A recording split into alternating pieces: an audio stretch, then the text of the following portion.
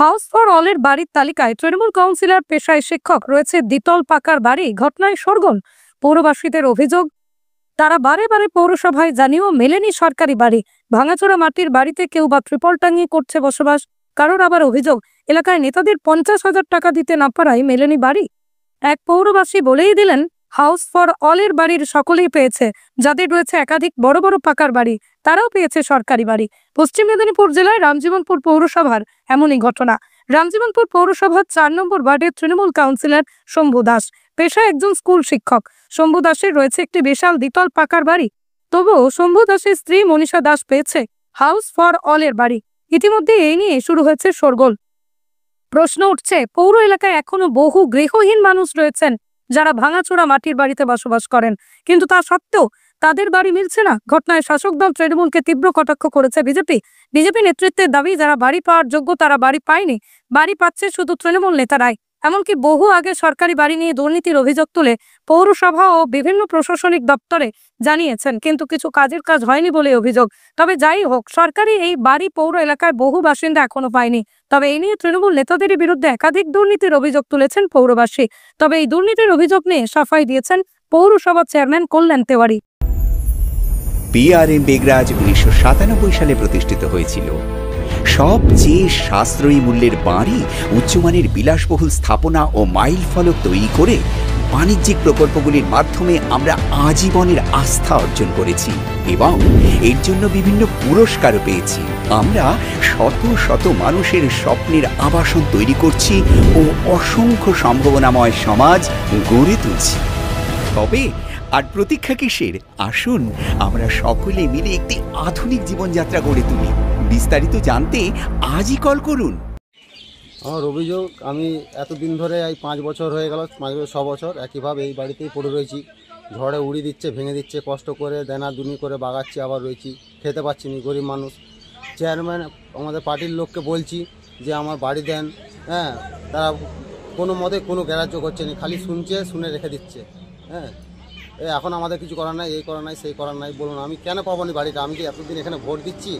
তাহলে ভোটের বেলায় চলে আসছে, কিন্তু বাড়ির বেলায় কেন দিচ্ছে না আমাকে? জানেন যাদের বাড়ি আছে তারা বাড়ি পাচ্ছে, যার বাড়ি আছে সবারই দেখতে পাচ্ছি তো, যাদের বাড়ি আছে ভাঙা বাড়ি অলরেডি 2টো করে, তারা আরও পাচ্ছে, বাড়ির উপরে বাড়ি পাচ্ছে, কিন্তু আমিই পাচ্ছি না। আমার তো খারাপ লাগছে। আমার মানে আপনার মতো তাহলে এরকম অনেক মানুষ হচ্ছে, অনেক মানুষেরই হচ্ছে এরকম, বাড়ি পায়নি। না কি মনে হচ্ছে আপনারা পাচ্ছেন? আমি বুঝতে পারছি না, ওরা তো কিছু বলছে না, কোনো আশ্বাস দিচ্ছে না। হ্যাঁ, কত বছর ধরে মানে বলে বলে আলা, এই একবার ভেঙে দিয়েছিল ঝড়ে, দুয়ারে ত্রিপল খাটিয়ে পড়ে রয়েছি, জল গদগদ পড়েছে। হ্যাঁ, আমরা এরকম করে পড়ে রয়েছি। আপনার নাম? আমার নাম উত্তম দাস।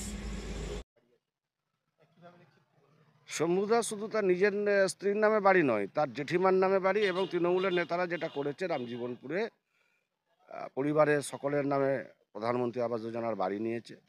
অথচ দেখা গেছে যে সাধারণ মধ্যবিত্ত গরিব মানুষ বাড়ি পায়নি এখনো, তাদের বাড়ি এখনো হয় না। এরকম অনেক বহু আছে, শুধুমাত্র বিজেপি করে এই অপরাধে তাদেরকে বাড়ি দেওয়া হয়নি। যদিও কিছু বাড়ি পেয়েছে, তাদের টাকা আটকে রেখে দেওয়া হচ্ছে, তাদের উপরে চাপ তৈরি করা হচ্ছে, এবং অনেক বহুতল বিশিষ্ট বাড়ি আছে, তারপরেও তারা প্রধানমন্ত্রী আবাস যোজনার বাড়ি পেয়েছে কাটমানির বিনিময়ে। অতএব আমরা এই বিষয়ে বহু অভিযোগ করেছি, আমরা প্রশাসনিক স্তরে অভিযোগ করেছি, পৌরসভার যিনি এক্সিকিউটিভ অফিসার ওনার কাছে অভিযোগ জানানো হয়েছে, কিন্তু উনি তৃণমূল ছাড়া কিছু বুঝেন না। তৃণমূলের নেতারা যেটা বলেন সেটাই কাজ করেন, ওনার কাছ থেকে আর কি আশা করা যায়? তো এটা সারা পশ্চিমবাংলা এবং ভালো আমাদের রামজীবনপুরে তার বাইরে নয়, রামজীবনপুরে ভুড়ি ভুড়ি এরকম হয়েছে। হ্যাঁ, অনেক গরিব মানুষ আছে, আমরা বলে দেখিয়ে দিতে পারি, যাদের প্রকৃত বাড়ি পাওয়ার কথা তারা বাড়ি পায় না। তৃণমূলের নেতারা বাড়ি পেয়েছে, কাউন্সিলররা বাড়ি নিয়েছে, তাদের পরিবারের সকলের নামে বাড়ি নিয়ে নিয়েছে, এবং বহুতল বিশিষ্ট পাকা বাড়ি আছে, তারপরেও তারা বাড়ি পেয়েছে।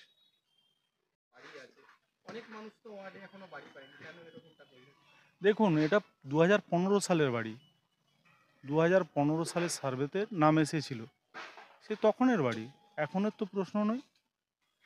সে 2015 সাল থেকে সার্ভে হওয়ার পর ফেজ বাই ফেজ বাড়ি হচ্ছিল, এটা 5ম ফেজের বাড়ি হচ্ছে।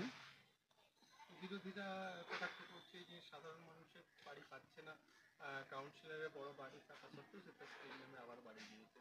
পৌরসভা কীভাবে অ্যাপ্রুভ করলো? বিরোধীরা যারা বলছে তারা একজন নাম দেখান যে সে বাড়ি পায়নি, প্রত্যেকেই তারাও বাড়ি পেয়েছে। আর কটাক্ষ করার তো প্রশ্ন নেই, কটাক্ষ করবে কেন? পরবর্তীকালে যারা বাড়ি পায়নি সেগুলো দেখবেন। 100% এমন একটা যদি 2 কেজি চালও বিলি হয়, এখানে তো ওই তৃণমূল, বিজেপি, সিপিএম ভেদাভেদ করা হয় না। যারা প্রাপ্য তারা পায়, সেই শিক্ষা আমাদের নেই।